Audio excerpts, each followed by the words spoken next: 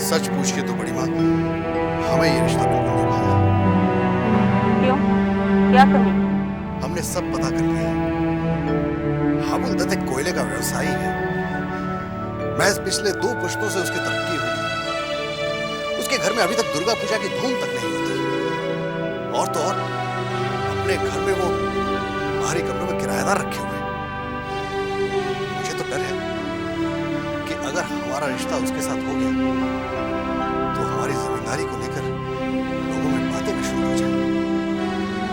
मुझे लोगों की परवाह नहीं है मजनू। मुझे तो बस लड़की पसंद है। बड़ी माँ, एक बार फिर से सोच विचार कर लीजिए, क्योंकि हाबुल दत्त जिस तरह का आदमी है, कहीं ऐसा ना हो कि हमारे नन्हे को अपनी मुट्ठी में न कर ले। हमारे नन्हे में जमींदारी खून है और मुझे अपने खून पर पूरा भरोसा है। ऐसा कभी नहीं होगा। ठीक है बड़ी माँ, जैसी आपकी आज्ञा।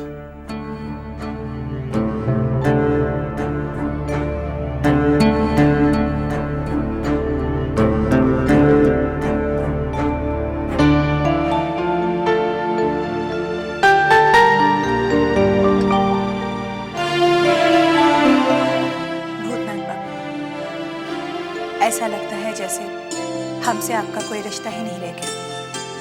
बिना चिट्ठी डाले तो आप आते ही नहीं हैं। पिताजी की तबीयत भी ठीक नहीं रहती। दिन ब दिन वो अजीब अजीब बातें करने लगे हैं। हमेशा आपको याद करते हैं। उस दिन आप बिना मिले चले गए थे। उन्हें आपसे कुछ जरूरी काम था। उसे लेकर वो बहुत चिंतित है। चिट्ठी मिलते ही तुरंत चले आइए। जब आप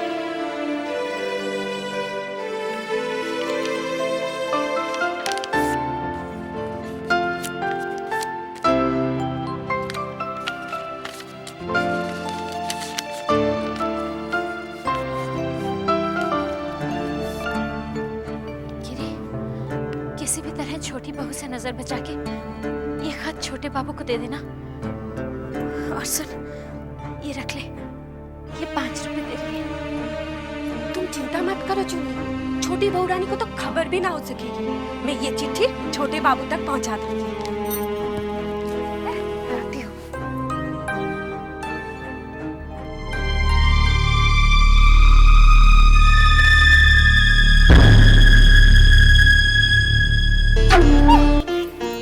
कहाँ थी तू? मैं कितने दिन से तेरा इंतजार कर रहा हूँ। अरे यहाँ कहाँ छुप के जा रही थी? नन्हे बाबू, आज मेरी तबीयत ठीक नहीं है, मैं कल आ जाऊंगी। तबीयत ठीक नहीं है? ठीक तो लग रही है। ये शराब का मजा खराब मत करा।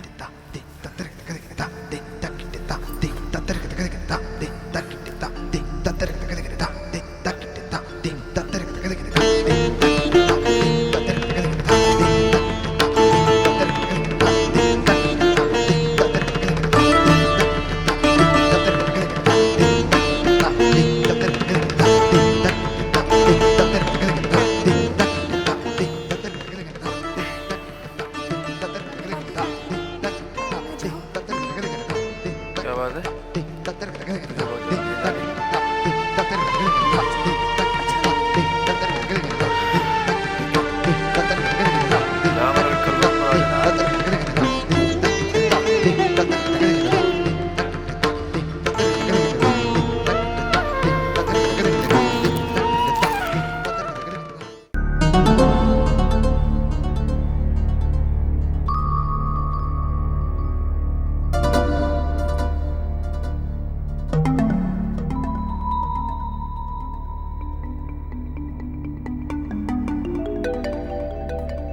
छोटे बाबू,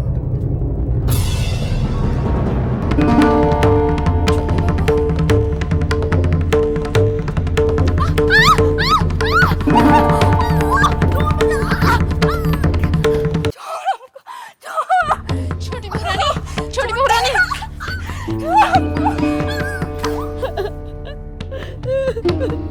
ये क्यों शोर मचा रही हो? छोटे बाबू सो रहे हैं।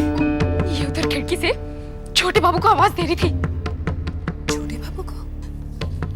छोटे बाबू, वो मैं ये क्या छुपा रही है? क्या छुपा रही है? नहीं, कुछ नहीं छोटे बाबू, कुछ नहीं।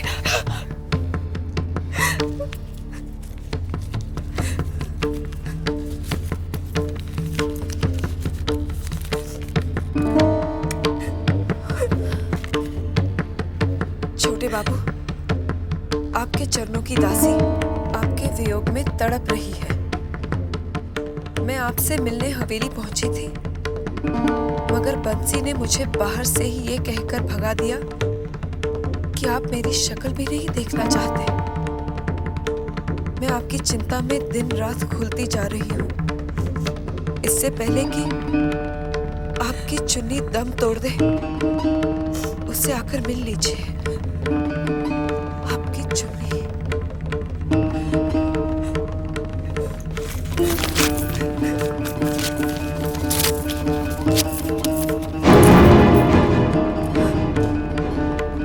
तेरी ये सब करने की हिम्मत कैसे हुई? तू इस हवेली की वफादार है कि उस चुन्नी की? करना छोटी बहू रानी, तो ऐसी हरकत कभी नहीं होगी छोटी बहू रानी।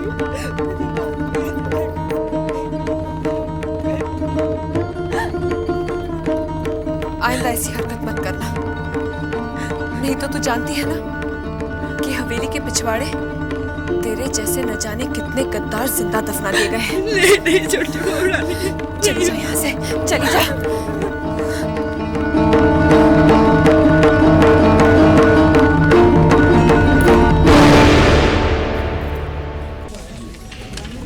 भाई साहब, नमस्ते भाई साहब। नमस्ते नमस्ते। आपने मुझे पहचाना? आपको कैसे भूल सकता हूँ? जब मैं कलकत्ता पहली बार आया था, आप भी तो थे जिन्होंने मुझे सही रास्ता दिखाया। वैसे मैं एक दो बार आपकी दुकान पर आया था जलेबी खाने। ये नहीं, जलेबी का कारोबार तो मैंने उठा लिया। मुनाफे का सारा शक्कर तो चिट ही चाट जाती थी। कर्ज में सिर का एक एक बाल बिकने को आ गया था। बहुत बुरा हुआ। अभी आप क्या कर रहे हैं? तूने तो लोगों का ब्याह करवाया। अभी ननी बाबू के दफ्तर में एक जगह मिल गई है। बंद की बात तो नहीं कर रहे? वही उनके दफ्तर में करीब 300 आदमी काम करते हैं। अभी और सारे लोग लेने बाकी हैं। आप जानते हो उन्हें? हाँ, जानता हूँ, बहुत अच्छी तरह से जानता हूँ। अच्छा भाई साहब, मैं चलता हूँ, थोड़ा जल्दी जाऊँ, फिर मिलेंगे। अच्छा, नमस्ते। फिर मिलता हूँ। हाँ हाँ। भूतनाथ बाबू, अच्छा हुआ तुम आ गए। आज मैं अपने दिल का बोझ हल्का करना चाहता हूँ। आखिर ऐसा क्या बोझ है आपके मन में? लोगों का बकाया। तुम्हारे काम के हिसाब से मुझे तुम्हें जो देना चाहिए था, वो मैं नहीं दे सका। ये लो, 500 रुपए। इन्हें ग्रहण करो और मुझे मुक्ति दे दो। मैं एक एक ऋण से मुक्त हो जाना चाहता हूँ। बाकी जो बचेगा वो मैं ब्रह्म समाज को दे जाऊंगा। ये रुपए मैं नहीं ले सकता। क्यों नहीं ले सकते? मुझसे एक अन्याय हुआ है। भूतनाथ बाबू, तुमसे कभी कोई अन्याय हो ही नहीं सकता। जबा जानती है मुझसे क्या अन्याय हुआ है। जबा? जबा बेटी, ये भूतनाथ बाबू क्या कह रहे हैं?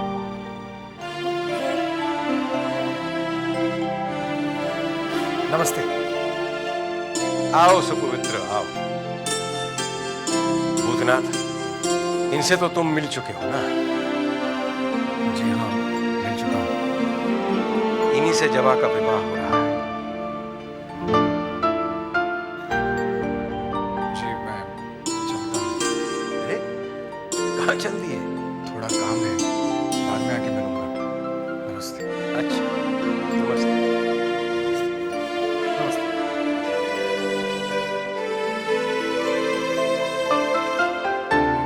अरे भूतनाथ बाबू, भूतनाथ बाबू, क्या है रतन? आपको दीदी बुला रहे हैं।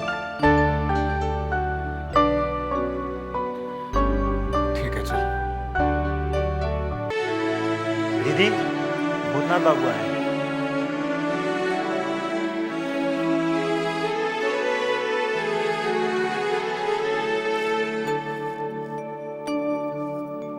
तुम ये भूल गए थे। नहीं, मैं भूला नहीं। तो इसे इस तरह छोड़ जाने का मतलब? आप रख लीजिए। तुम मुझे दान देकर जा रहे हो। मेरी इतनी हैसियत कहाँ कि मैं आपको दान दे सकूं। ये रुपए मैंने आपको दहेज में दिए। दहेज? मैं तुमसे दहेज क्यों लूं? तुम्हारा और मेरा संबंधी क्या है?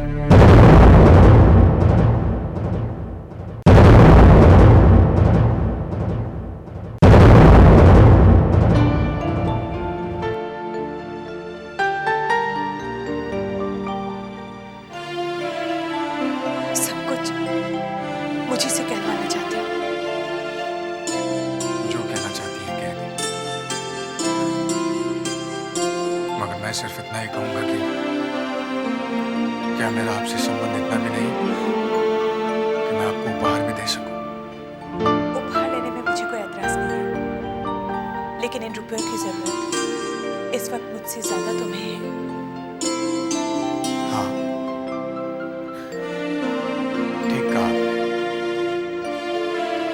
इन रुपयों की मुझे ज्यादा जरूरत है, नौकरी भी नहीं। लेकिन इन रुपयों से बढ़कर भी एक और चीज है। कौन सी चीज?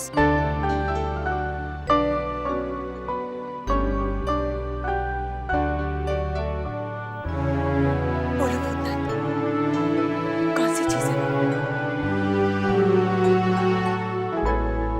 बताने में कोई एतराज है?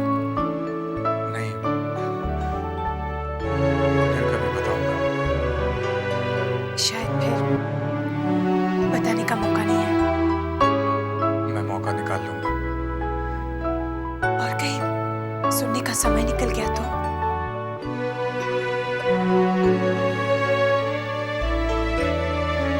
सुपवित्र बाबू आपका इंतजार कर रहे होंगे।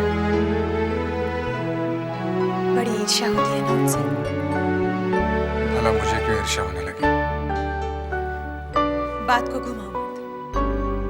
उस दिन तुमने मेरा हाथ पकड़कर खींचा था, मैं वो सह नहीं सकी थी।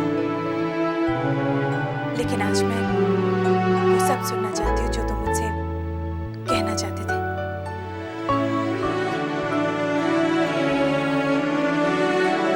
इस तरह खड़े खड़े पल भर में जवाब नहीं दिया जा सकता। जवाब दिया भी जाए तो आप समझेंगे नहीं, और शायद मैं समझा नहीं सकूंगा। सत्य तो ये है कि मैं तुम्हें समझ ही नहीं पाई। एक पल में कुछ होते हो और दूसरे पल में कुछ और।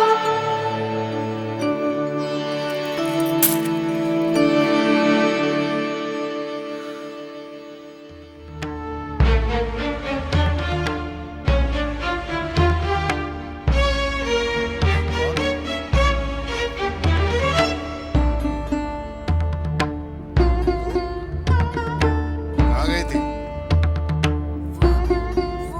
कहाँ से आ रही है? सच सच बता वरना टेटुआ दबा दूंगा। बोल कहाँ से आ रही है? नन्हे बाबू के पास से। तेरी ये औकात कि जमींदारों के साथ सोए? चल।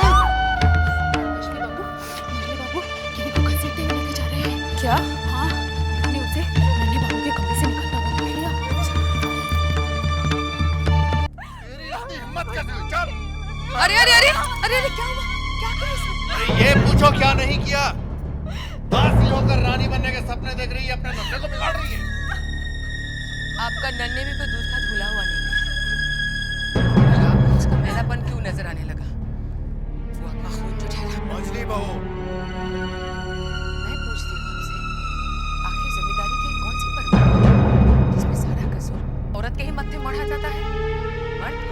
सब माफ है। मछली बहू तुम लगाम थामनी है तो घर के लड़के की थामो जो बेलगाम होकर दंदना पर फिर रहा है। और कल जिसकी शादी होने वाली है उसकी ये घटिया हरकत। तू किसकी लगाम थामने को कह रही है? हाँ, कौन बेलगाम होकर दंदनाता फिर रहा है?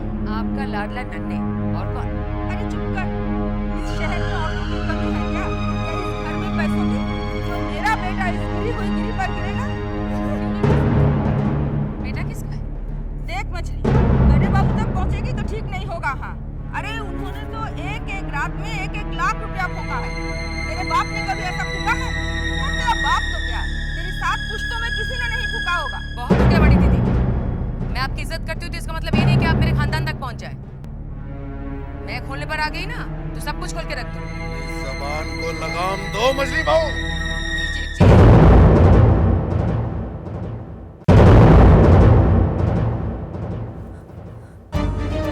छोटी बहू तुम बीच में मत आओ। माफी चाहती हूँ जेठ जी। अनजाने में जब बड़े गलती करने पर उतर आए तो छोटों को बीच में आना ही पड़ता है।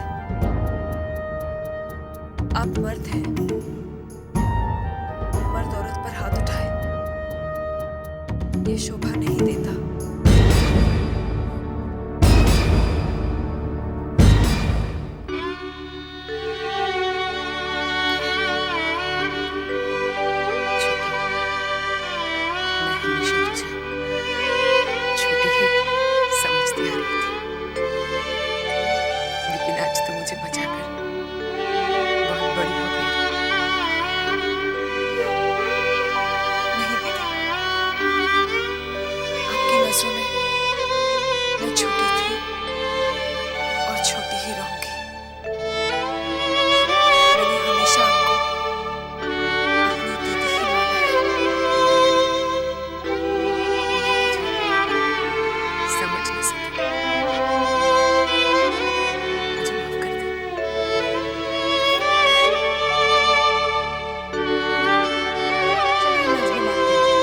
बागुटी सजा ली है।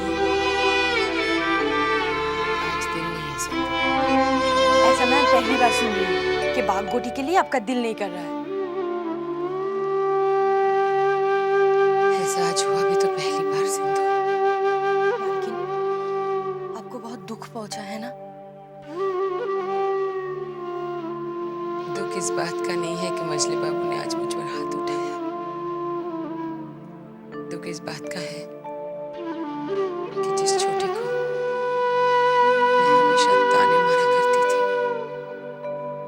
वो आज कितना बड़ा काम कर दिखाया।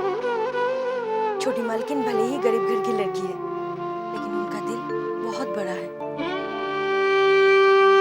मैं खुद की नजरों में जैसे गिर गई हूँ। जिस छोटे से मैं हमेशा नजरों में नजरें डालकर बात करती थी नजरें मिलाकर भी नहीं बात कर सकती। अब ऐसा क्यों सोचती हैं मालकिन? यही सोच सोच कर मैं शर्म से गड़ती जा रही हूँ। छोटी को मैंने इतना सताया, उसको इतना दुख पहुंचाया और उसने मेरे बारे में हमेशा अच्छा सोचा, हमेशा मेरी इज्जत की। उसे समझने में बहुत भूल कर दी मैंने। अरे आज तुम लोगों ने कुछ सुना क्या? मजले बाबू ने गिरी को रंगे हाथों नन्हे बाबू के कमरे से निकलते हुए पकड़ लिया। अच्छा, फिर क्या हुआ? गिरी को लेकर मजली बहुरानी और बड़ी माँ में खूब झगड़ा हुआ। तभी मजले बाबू ने मजली बहुरानी पर हाथ उठा दिया। नहीं भैया, मर्द को शोभा नहीं देता कि वो औरत पर हाथ उठाए। तो क्या मजले बाबू नाराज हुए? नहीं, मजले बाबू तो चुपचाप चले गए। मजली बहुरानी ने छोटी मालकिन को गले से लगा लिया।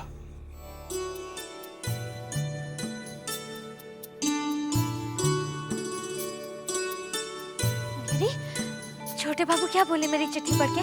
तुम्हारी चिट्ठी तो छोटे बाबू तक पहुंच ही ना सकी। क्या मतलब? मैं छोटे बाबू के कमरे में जा ही रही थी कि वो चिंता, छोटी बहू की दासी, वो मुझे खींच के छोटी बहू के कमरे में लेके गई और छोटी बहू ने वो चिट्ठी तार तार कर दिया और मुझे मारा पीटा सो अलग।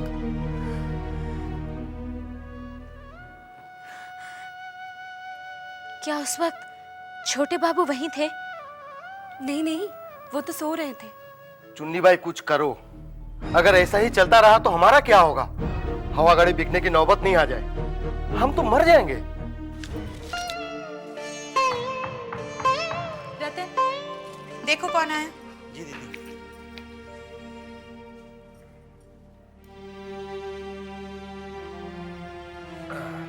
चलिए अभी सो जाइए।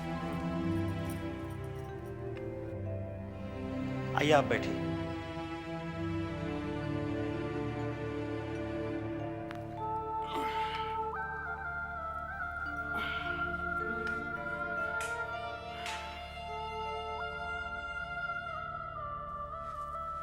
अरे आप?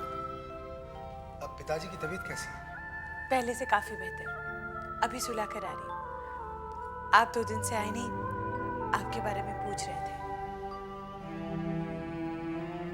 क्या बात है, आप चिंतित लग रहे हैं? हाँ जनाब, मैं 2 दिन से काफी परेशान था। हमारी युवा संघ का एक महत्वपूर्ण सदस्य अंग्रेजों की गोली से मारा गया। उसकी नई नई शादी हुई थी। फिर तो बहुत बुरा हुआ। आजादी पाने के लिए कुर्बानी तो देनी ही पड़ेगी जनाब। अगर हम लड़ेंगे नहीं तो ये अंग्रेज हमारा देश छोड़कर भागेंगे कैसे? और तुम देखना, इन गोरों को हम इस देश से भगा कर रहेंगे, भले इसके लिए हमें अपने प्राणों की आहुति क्यों ना देनी पड़े। माफ करना चाहूंगा, न जाने में क्या क्या बोल गया। जो दिल में था वही कह गया। आप बैठिए, मैं आपके लिए चाय बना कर लाती हूँ। दीदी मैं चाय बना कर ले आया। अरे वाह, यहाँ रख दो। आप बैठिए ना। हाँ। यहाँ रख दो।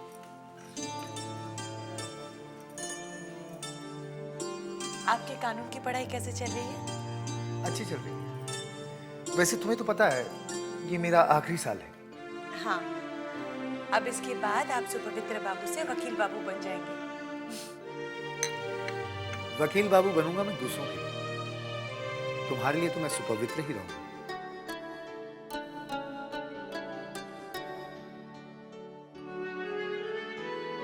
वो भूतनाथ बाबू नहीं है? नहीं, कुछ दिनों से नहीं आए। उनकी नौकरी लगी क्या कहीं? नहीं। अच्छे आदमी हैं। तुम्हारे पिताजी ने उनकी नौकरी के बारे में मुझसे कहा था।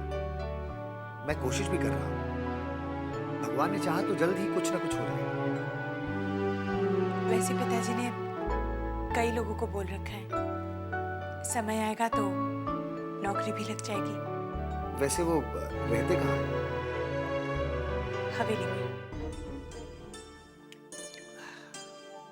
अच्छा, एक बात बताइए छेनी बाबू, चूड़ामणि के साथ मेरी बेटी का रिश्ता कैसा रहेगा?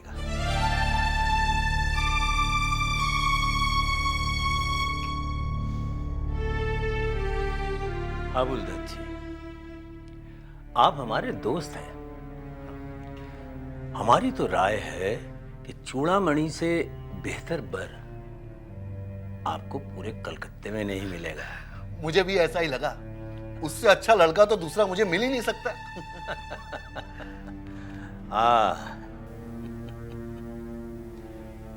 सही फरमाया। आंखें बंद करके रिश्ता पक्का कीजिए। बस बस बस बस, आपने कह दिया, मुझे इत्मीनान हुआ। बहुत बहुत धन्यवाद। अच्छा चलता हूं। नमस्ते। नमस्ते।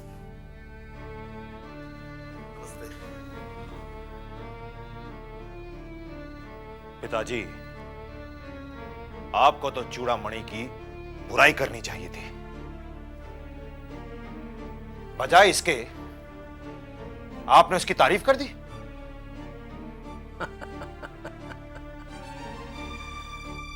तुम मेरी चाल नहीं समझोगे। इसकी बेटी के जरिए उस घर में हम दीमक लगवाएंगे।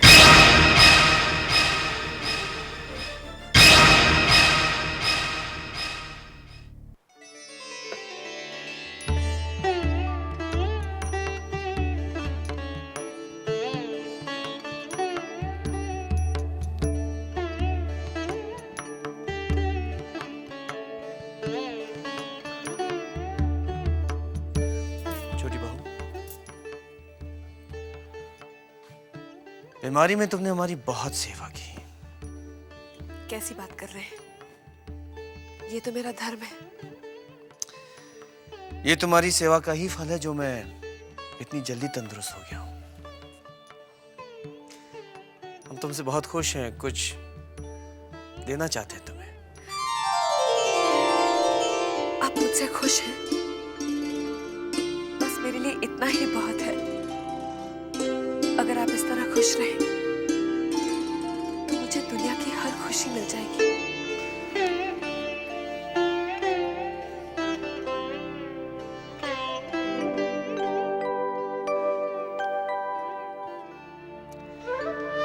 ये हीरे की अंगूठी हमारी तरफ से तुम्हारे लिए नाम। मेरी खुशी तब पूरी होगी अगर आप अपने हाथों से ये अंगूठी मुझे पहनाएंगे।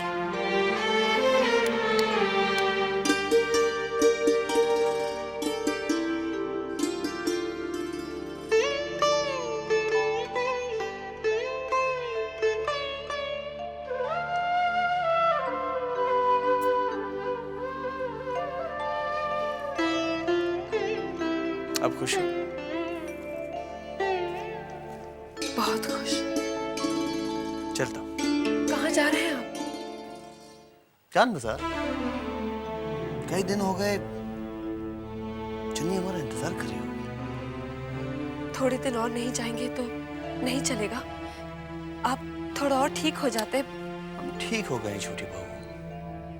चुन्नी हमारे लिए चिंतित हो गई। हम चलते हैं। सुनिए,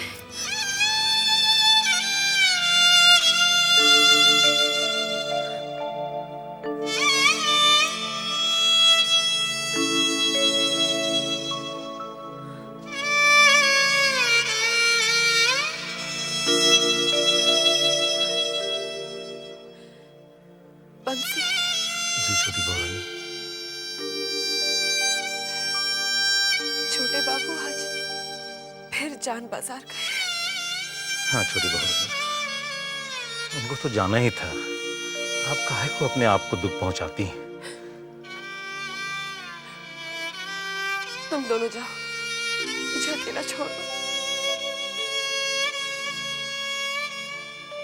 बंसी। जी बहू रानी।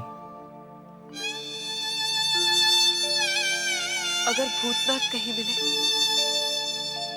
तो उसे मेरे पास लेकर आना। अच्छा बहू रानी।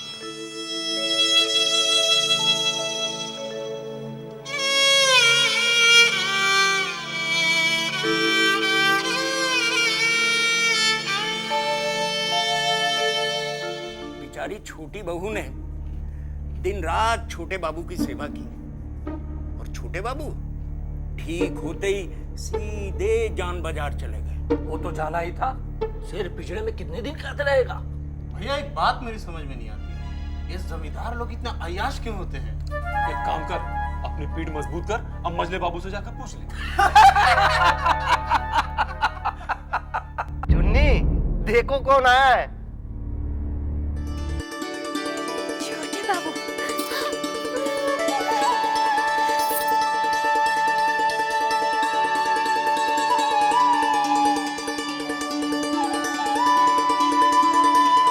ऐसे क्या देख रही हो चुन्नी भाई? देखने दीजिए, आंखों को ठंडक मिल रही है।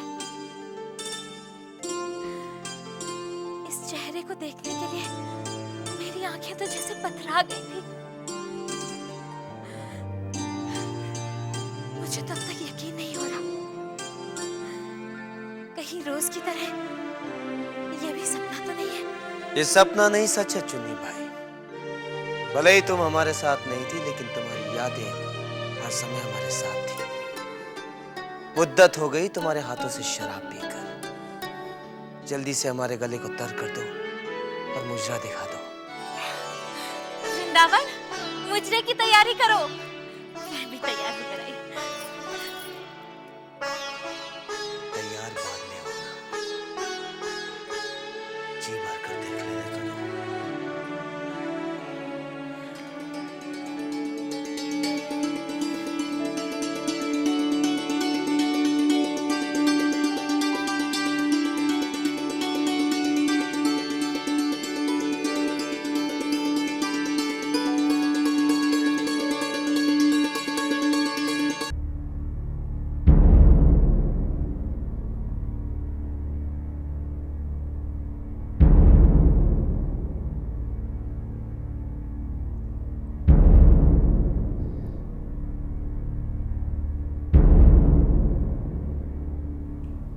क्या बात है मजले बाबू, आप कुछ चिंतित दिखाई दे रहे हैं?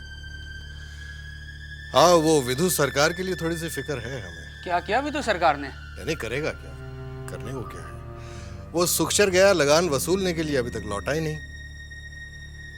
इधर नन्हे बाबू की शादी है, बड़ी धूमधाम से करनी है, रुपया पैसा पानी की तरह बहेगा, और ये विधु सरकार। खैर जाने दीजिए। ये भैरव बाबू कहाँ रह गए? लीजिए, हो गया हाजिर। नमस्ते। नमस्ते नमस्ते भैरव बाबू। भाई अभी अभी आप ही का नाम ले रहे थे, बहुत लंबी उम्र है आपकी, कहाँ रह गए थे? जी बस वो आ ही रहा था कि विधु सरकार मिल गए। विधु सरकार आ गया? हाँ जी, अभी अभी आया। लगान ले आया? हाँ, कह रहे थे कि कुछ लोग तो अपने आप ही दे दिए और कुछ लोगों से डंडे के जोर पर वसूल करना पड़ा।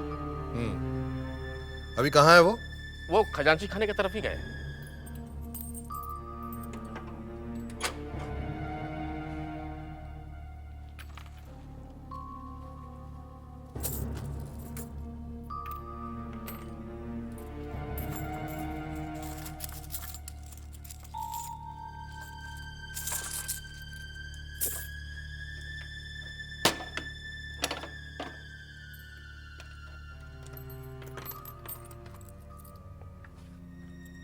क्यों रे,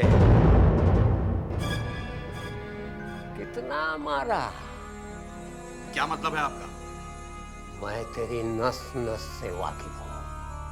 सब लोग गांव वालों से लगान वसूलते हैं और तू उनके लगान में से अपना लगान चोरी करता है। पकड़ा जाएगा एक दिन।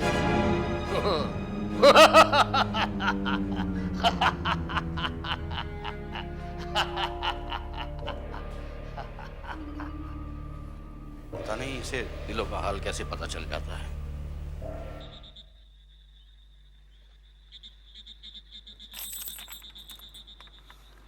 अरे आओ साले साहब, कैसे हो? बस बढ़िया। अरे साले साहब, आप आए गए, हम बहुत देर से आपकी राह देख रहे थे। क्यों, सब ठीक तो है ना? कहाँ ठीक है साले साहब, छोटे बाबू की थोड़ी तबीयत ठीक हुई, बस वो जान बाजार चला गए।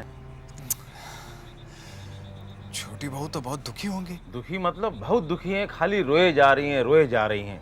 और एक आप ही हैं जिनसे वो बात करती हैं तो अपना दिल का दर्द थोड़ा हल्का करती हैं।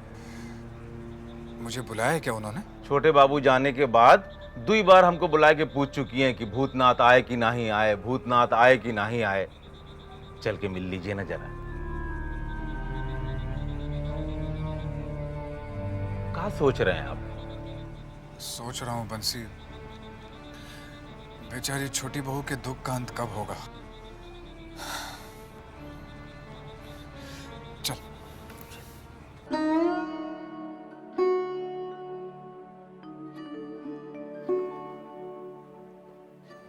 छोटी बहू रानी, क्या बात है बंसी? भूतनाथ आया क्या? जी बहू रानी, लेके आया हूं।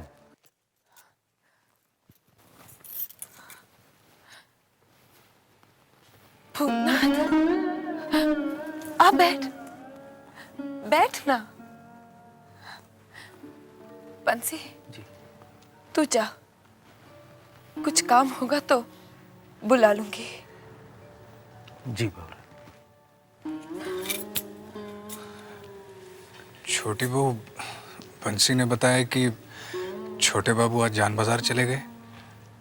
हाँ भूतनाथ, मेरी सारी सेवा पर पानी फेर कर चले गए। ऐसा क्यों सोचती हैं आप? आपने तो अपना धर्म निभाया है। मगर छोटे बाबू तो अपना धर्म भुला बैठे हैं। उनको याद क्यों नहीं आता कि मेरे प्रति भी उनका कुछ धर्म है। उन्हें तो चुन्नी बाई ही नजर आती है। मेरा दुख क्यों नहीं नजर आता? छोटी बहू, दिल छोटा मत कीजिए।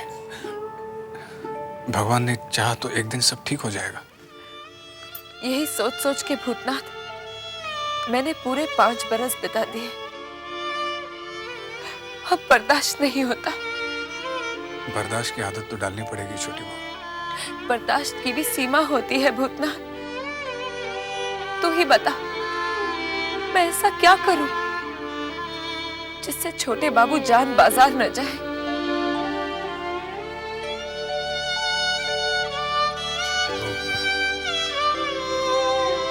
मेरे बस में होता तो मैं अपनी जान देकर भी आपकी सारी खुशियां लौटा देता। देखना, अपना दुख सुनाकर मैंने तुझे भी दुखी कर दिया रे। ऐसा क्यों सोचती हैं? ऐसा करके आप अपने दुख का बोझ हल्का कर लेती हैं। तूने सच कहा भूतनाथ।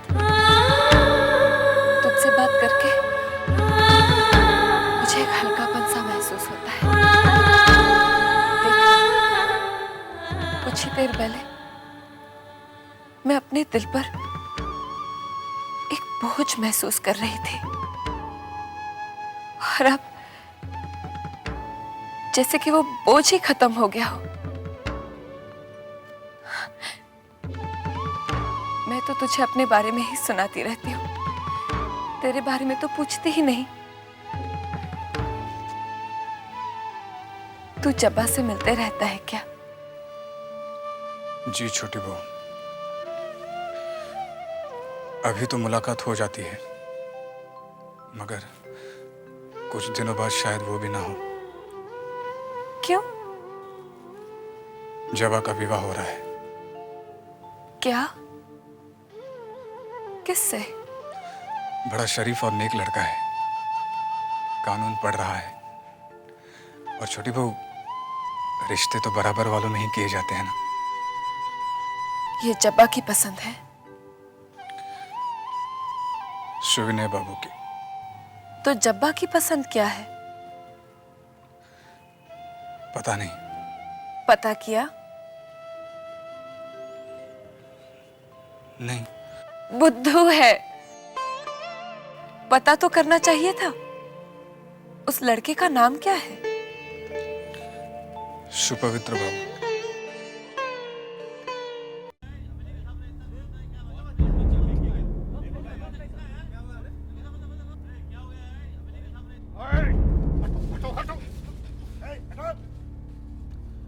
इस बच्चे को कोई हाथ नहीं लगाएगा, कोई भी पास नहीं आएगा।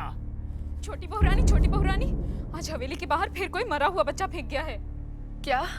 जी हाँ छोटी बहू रानी।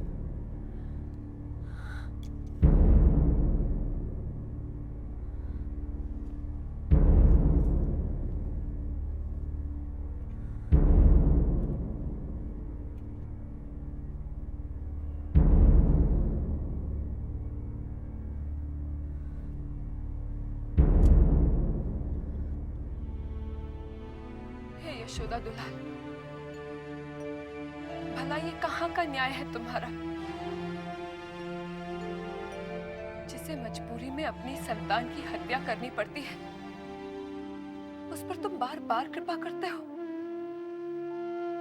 और जो बदनसीब संतान के लिए तड़प रही है, उससे तुम मुंह फेरे बैठे हो। क्यों? आखिर किसका पाप है ये? जिस औरत की काली करतूत है उसे खींचकर बाहर तो निकालो। देखे काली है या गोरी, बहू है या दासी। हटो हटो हटो, निकालो निकालो निकालो निकालो निकालो। बच्चा को यहाँ से उठाओ। मैं अंदर जाके मजले बाबू से बात करता हूँ। हुजूर, आपके सामने तो 3 बार कहलवा कर भेजा है। मजले बाबू अपना काम खत्म किए बगैर छत से उतरने वाले नहीं। छत पर वैसा कौन सा काम कर रहे हैं वो? पतंग उड़ा रहे हैं। पतंग? हुजूर, ऐसे समय में उनका दिमाग बहुत गर्म रहता है। अगर बिगड़ गया तो सारा दिन किसी की भी खैर नहीं होती। वो अपना काम खत्म करके ही हिसाब पत्तर देखेंगे। वैसे हुजूर, ये आपका थाना तो है नहीं, मेरा मतलब है यहाँ का तौर तरीका कुछ और ही है। We are getting late. हमको देर हो रही है। कब तक चली गई है? हुजूर, कभी कभी तो सुबह से शाम हो जाती है। दोपहर का भोजन भी छत पर ही करते हैं। हुजूर, ये नशा शराब और भंग से भी बहुत ही ज्यादा खतरनाक है। भोजन पड़ा रहता है, उसका भी होश नहीं रहता। बस ध्यान रहता है तो सिर्फ उड़ती हुई पतंग और उसकी पेच पर। ये छोड़िए थोड़ा। बस थोड़ा और।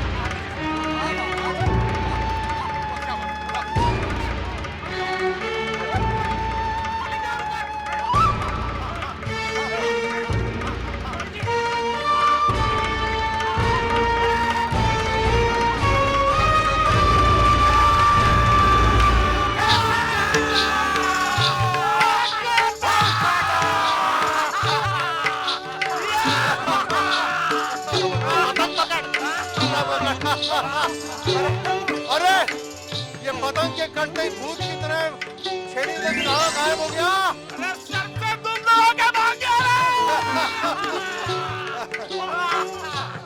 लोचन जी, दरोगा को नीचे नाच घर में बिठा।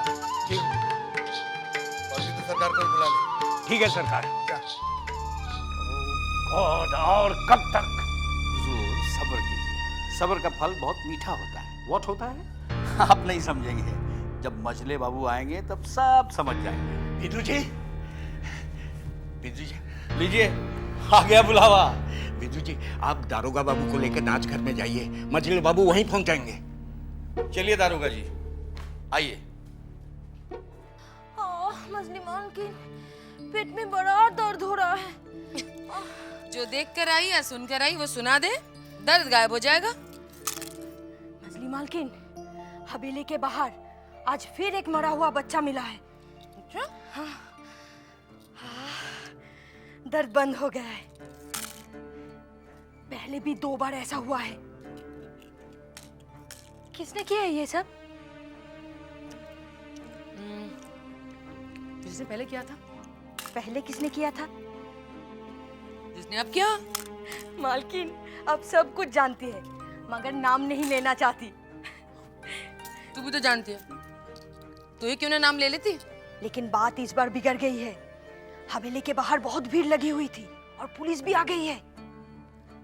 पुलिस? हाँ, वो गोरा दारोगा और मजले बाबू में बातचीत चल रही है।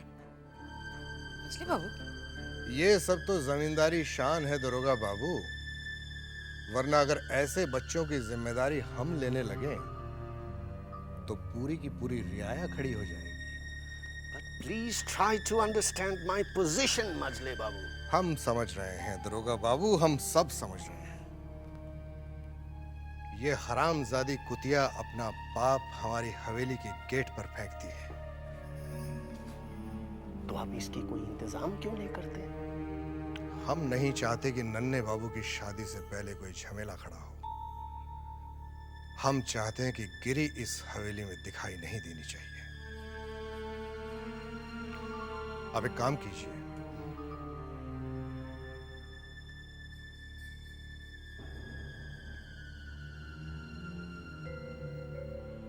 बाकी विधु सरकार आपके घर पहुंचा देंगे। Thank you.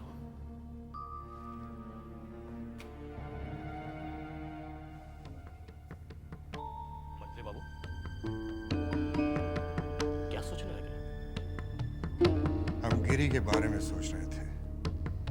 हमें शक है कि शादी के वक्त वो कोई गड़बड़ी न कर दे। इस मामले को हमने यहीं रफा दफा करना है। कल नन्हे बाबू की बारात निकलनी है। हम ये खतरा मोल नहीं लेंगे। सरकार, आप इसका काम तमाम क्यों नहीं करते थे?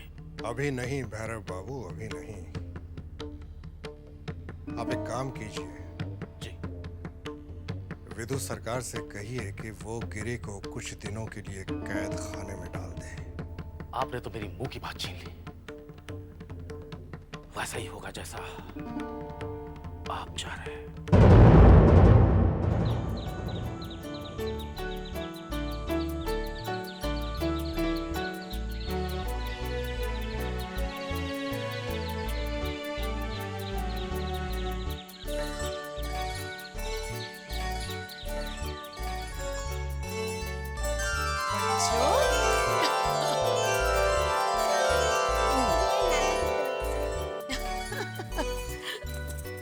अरे नानी की तरफ से उन्होंने कहा था कि आपको बहुत प्यार देने, हमारे तरफ से आपको बहुत प्यार देने। और ये हमारे तरफ से है। तो भाई नाना नानी कैसे हैं? अच्छे हैं, वो बहुत याद करते हैं। हाँ बेटा, वो भी मुझे बहुत याद आती है। लेकिन क्या करें बोलो? पिताजी कहाँ पे है? पिताजी पिताजी अपने कमरे में हैं। गिरी, तेरा नन्हे बाबू हवेली के पीछे इंतजार कर रहे हैं। नन्हे बाबू? हाँ। लेकिन कल तो उनकी शादी है। अरे शादी तो कल है ना, आज नहीं। जा जा जल्दी जा, जल्दी बुला रहे तुझे, जा। अरे जा ना।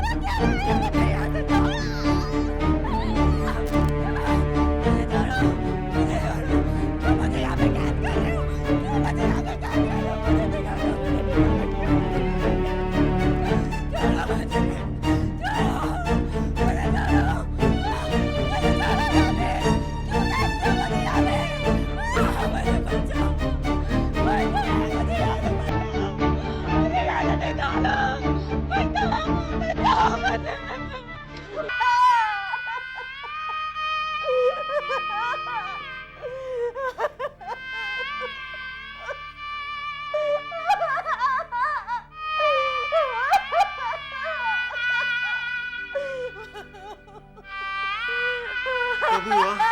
कल? हाँ कल। कानूनी कार्रवाई में इतना समय लग गया।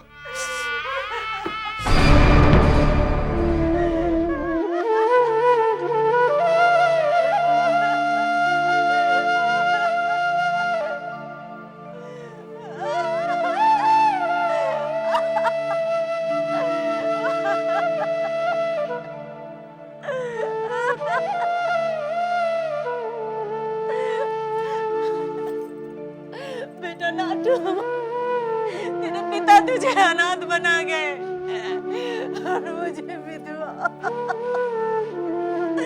कल तक तो अच्छे भले थे, पतंग उड़ाने गए थे।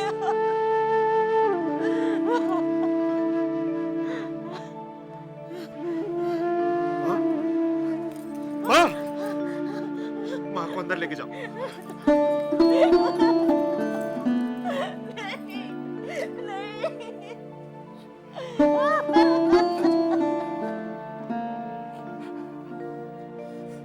पिताजी,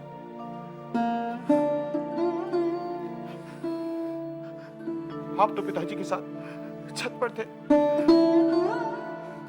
फिर ये बेटा, तेरे पिता के सिर पर सिर्फ एक ही भूत सवार था कि मजले बाबू की पतंग किस तरह काटी जाए। वाह वाह वाह,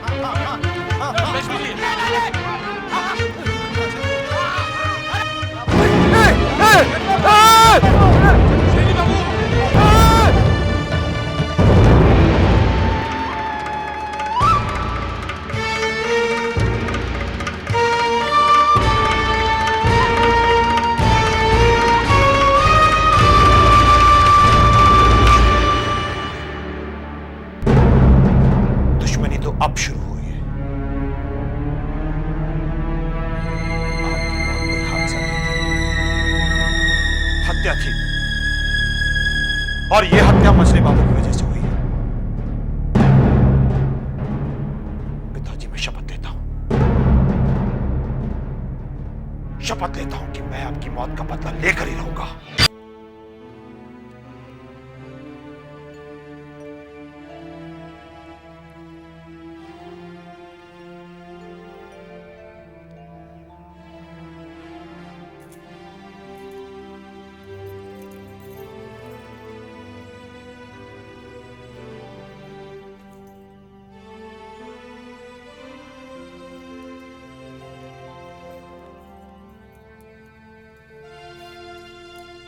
रानी, आप हमको बुलाई हैं? हाँ बंसी, तुझे छोटे बाबू का ध्यान रखना होगा। इतने दिनों से उन्होंने शराब नहीं पी तो उनकी तबीयत बिल्कुल ठीक थी। कल वो फिर जान बाजार गए थे और वहां उन्होंने खूब पी और आज उनकी तबीयत फिर बिगड़ गई है। शशि वैद्य अभी उनको देखकर गए हैं और उन्होंने कहा है कि छोटे बाबू को शराब बिल्कुल मना है। देख, अगर छोटे बाबू तुझसे शराब मांगे भी ना तो उन्हें मत देना। मगर छोटी बहू रानी, उनके हुक्म के सामने हम क्या कर सके थे? कोई भी बहाना बना देना, समझे? जी अच्छा। और हाँ, घर में नए कपड़े सिल रहे हैं, भूतनाथ के लिए भी एक नया जोड़ा बनवा देना। बहू रानी, तो विधु बाबू के पास हम उनका नाम लिखवा चुके हैं। ठीक है, जाओ।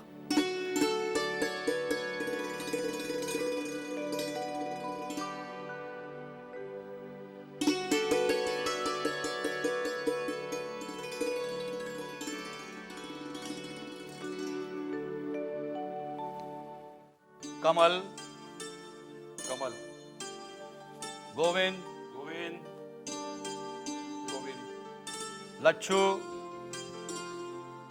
लच्छू, बीनू, ये बीनू, महेश, ये रहा महेश। 20 लोगों के कपड़े सिल गए, बाकी बचे मधुसूदन, लोचन, बंसी, भूतनाथ। ये भूतनाथ कौन है? जी, ये मास्टर जी के साले हैं। उनका हवेली से क्या लेना देना? उनका नाम काट देता हूँ। विधु सरकार जी, इनाम छोटी बहू रानी की तरफ से आया है और उनका हुक्म है कि हवेली के सारे नौकरों के साथ साले साहब का भी कपड़ा सिला जाए। छोटी बहू का हुक्म है तो लिख लेता हूँ।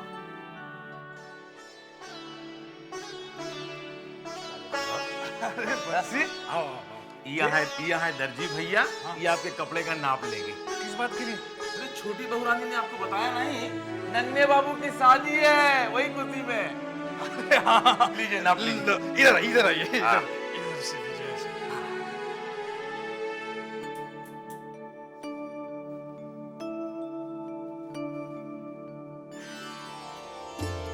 अरे भैया, जल्दी जल्दी दाढ़ी बनाओ, अभी कितने लोग बाकी हैं यार, हम भी बाकी हैं, शादी में जाना है, शादी में। हाँ भैया, जल्दी जल्दी करो, हम लोग भी तो बाकी हैं। हाँ भैया, कहीं ऐसा ना हो कि बारात चली यार, हम लोग यहीं जुट जाए। क्यों बंसी? अरे लोचन भैया, ये साले साहब है क्या वहाँ? हाँ, अभी थोड़ी देर पहले तो देखा था, पता नहीं कहाँ।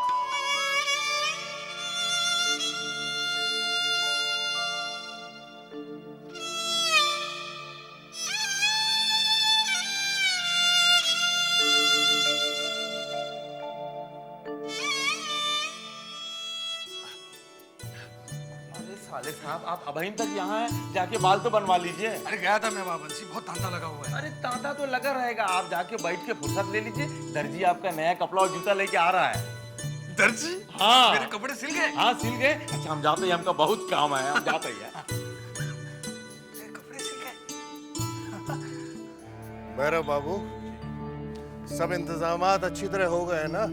किसी चीज की कोई कमी नहीं आनी चाहिए, जमींदारी की शान की बात है। हुजूर, इस बार जो बंदोबस्त किया है उससे जमींदारी शान में 4 चांद लग जाएंगे। हाँ मजले बाबू, कलकत्ता शहर के इतिहास में इस तरह की शादी पहली बार देखने को मिलेगी। सालों साल तक लोगों के दिमाग से शादी नहीं निकल पाएगी। बस हम यही चाहते हैं कि हाबुलदत्त को पता तो चले कि वो हमेशा फटीचर था, फटीचर है और फटीचर रहेगा। और हम जमींदार थे, जमींदार हैं और हमेशा जमींदार रहेंगे।